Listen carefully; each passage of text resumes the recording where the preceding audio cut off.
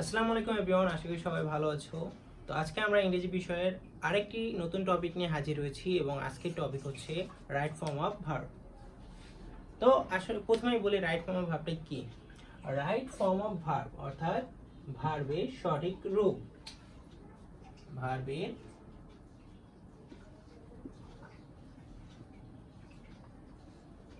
সঠিক রূপ অর্থাৎ সেন্টেন্সে আমরা কোন জায়গায় কোন সিচুয়েশনে ভার্বটার কোন ফর্ম বসাবো সেটাই হচ্ছে রাইট ফর্ম অফ ভার্বের আলোচ্য বিষয়। তো আমরা প্রথমেই ভার্বের কয়েকটা ফর্ম আছে সেগুলো সম্পর্কে জানি। এক হচ্ছে বেস ফর্ম, যেটাকে আমরা V1 দ্বারা চিনি।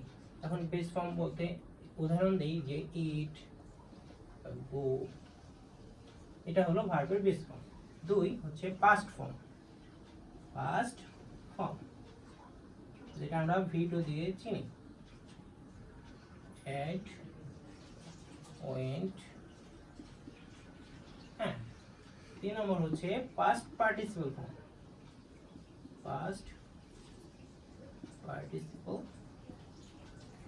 ফর্ম, যেটা আমরা V3 দ্বারা চিনি। eaten, gone।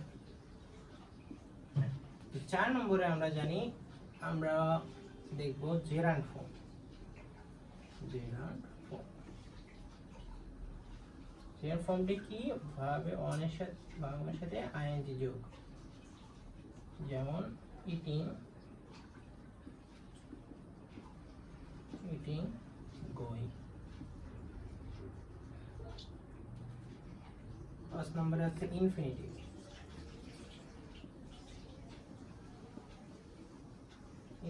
ফর্ম, এটা হচ্ছে 2 plus V1, to eat, to go ইত্যাদি।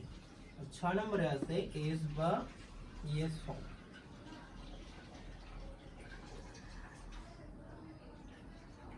যেটা আমরা ইটস বা গোস। হ্যাঁ, তো ভার্বের এই 6টা রূপই আমরা আসলে সেন্টেন্সের ভিতরে দেখতে পাই। আর রাইট ফর্ম অফ ভার্ব পড়ে আমরা এই ভার্বের ফর্মগুলোর ব্যবহারে শিখি। তাছাড়াও আমাদের আরো কিছু বিষয় মনে রাখতে হয়, সেটা হচ্ছে be verb. To be verb, to be verb গুলো কি? Am, is, are, was, were, have been, has been, had been, shall be, will be, shall have been, will have been। এগুলো হচ্ছে টু বি ভার্ব। এছাড়া আছে modal verb.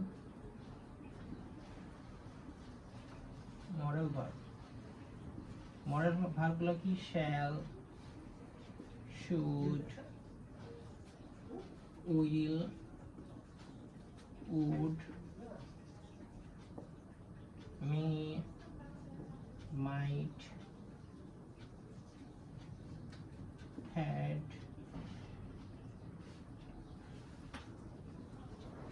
to, must ইত্যাদি। আরো কয়েকটা word আছে। তাছাড়াও আরো আছে হচ্ছে টু হ্যাভ ভার্ব গুলো আমরা জানি হ্যাভ, has, had ইত্যাদি। আর আছে টু ডু ভার্ব। গুলো কি? ডু, ডিড আর ডাজ। তো প্রথমেই আমরা দেখব ভার্বের বেস ফর্ম কোথায় কোথায় বসে। তো প্রথম রুলসটা জানি যে প্রেজেন্ট ইনডিফিনিট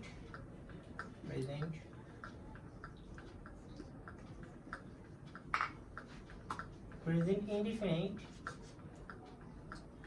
আর যদি সাবজেক্টটা থার্ড পারসন সিঙ্গুলার নাম্বার হয় তাহলে ভার্বের সাথে এস বাই এস যোগ হয়। ইনফিনিট এবং সাবজেক্ট যদি থার্ড পারসন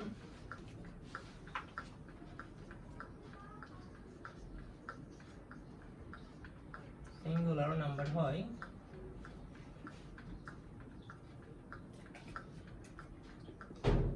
তবে ভার্বের সাথে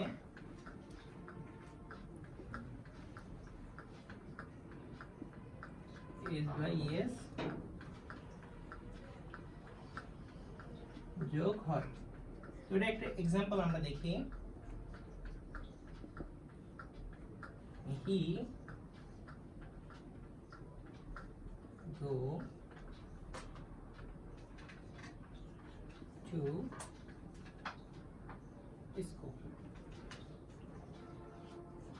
এখানে এটা একটা প্রেজেন্ট ইনডিফিনিট সেন্টেন্স, তবে এটার সাবজেক্টে কি আমরা বলছি থার্ড পারসন। সাবজেক্ট যদি থার্ড পারসন সিঙ্গুলার নাম্বার হয়, এখানে হি অবশ্যই থার্ড পারসন সিঙ্গুলার নাম্বার, তো এই হি এর জন্য ভার্বের সাথে কি বলছি এস বাই ই এর যোগ হবে। তো এটার যদি আমরা ঠিকভাবে লিখি যে হি সাবজেক্টের সাথে এস বাই ভার্বের সাথে এস বাই এস, তো হি গোজ টু স্কুল। অর্থাৎ আমরা বুঝছি যে প্রেজেন্ট ইনডিফিনিট থাকলে অবশ্যই ভার্বের বেস ফর্ম বসবে। টু এর পরে সব সময়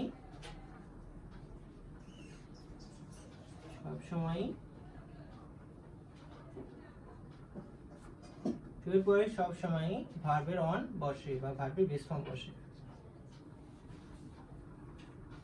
এটার একটা এক্সাম্পল দেখি। He wants to go there।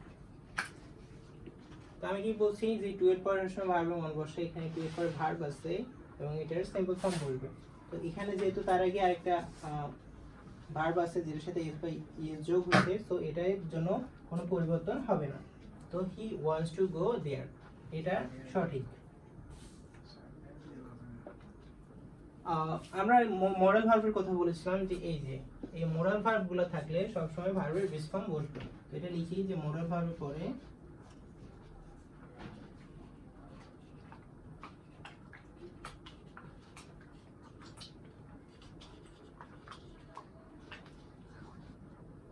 ভার্বের বেস ফর্ম বসে।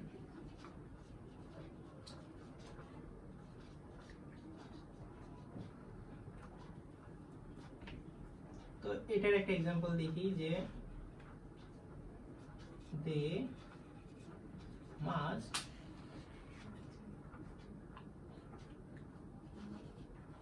Come here. তো যদি পরীক্ষায় এরকম থাকে দে মাস্ট কাম হিয়ার, তো এটা সঠিক। এগো একটা জিনিস আমাদের মনে রাখতে হবে যে উড বেটার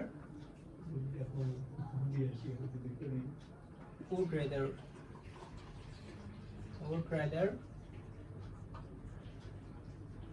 had better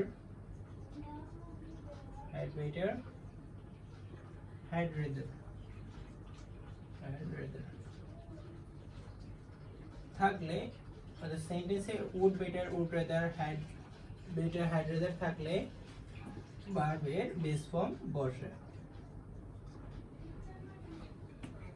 এটা একটা एग्जांपल দেই যে you had better finish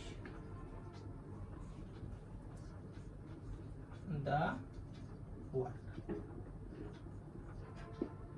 তো এখানে যদি থাকতো মনে করো ফিনিশড, যে you had better finish the work, তো আমরা তখন এই ফিনিশটা চেঞ্জ করে ভার্বের বেস ফর্ম অর্থাৎ ফিনিশ বসাতাম।